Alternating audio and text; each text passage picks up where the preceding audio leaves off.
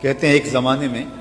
قبر کھودی گئی کسی کو دفن کرنے کے لیے، تو ساتھ والی قبر کی اینٹ گر گئی، تو لوگوں نے دیکھا کہ قبر سے تازہ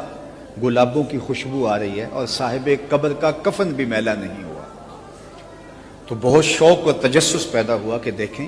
کہ یہ کون خوش نصیب ہے، یہ کس عمل کے ساتھ اپنی زندگی بسر کر کے آیا ہے۔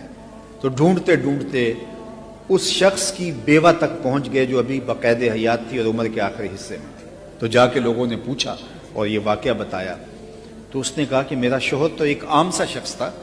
میں نہیں بتا سکتی اس کا کوئی ایسا عمل ہو، سادہ دیہاتی تھا۔ ہاں ایک بات مجھے یاد آ گئی کہ وہ قرآن پڑھا ہوا نہیں تھا لیکن محبت بہت کرتا تھا۔ تو جب مسجد میں فجر کی نماز کے بعد لوگ قرآن کھول کے بیٹھ جاتے تو یہ روتا ہوا گھر آ جاتا اور گھر میں پڑے ہوئے قرآن مجید کو اٹھاتا، کھولتا، آنکھوں میں آنسو ہوتے، چومتا اور ایک ایک سطر پہ انگلی رکھ کے کہتا مالک مجھے نہیں پتا کیا لکھا ہے لیکن جو لکھا ہے سچ لکھا ہے۔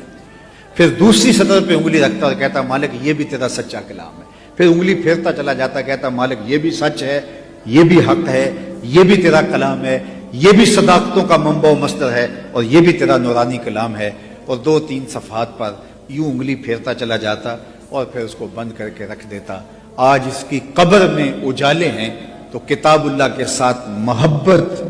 کی وجہ سے ہیں۔ تو یار اس کتاب کے ساتھ اگر ہم جڑ جائیں، ہمارے سینوں کا خزینہ بن جائے، اس کتاب کی مطابقت میں ہمارا عمل ہو جائے اور ہماری زندگی اس قرآن کے سائے میں گزرنے لگ جائے، تو پھر بتائیے کہ زندگی کتنی پر نور اور کتنی روشن اور کتنی تابہ ہو جائے گی۔ زندگی پہ رشک آئے گا، زندگی زندگی بن جائے گی، حیات حیات بن جائے گی، اور ہم ایسی سرخرو اور پاکیزہ زندگی گزاریں گے کہ جس کا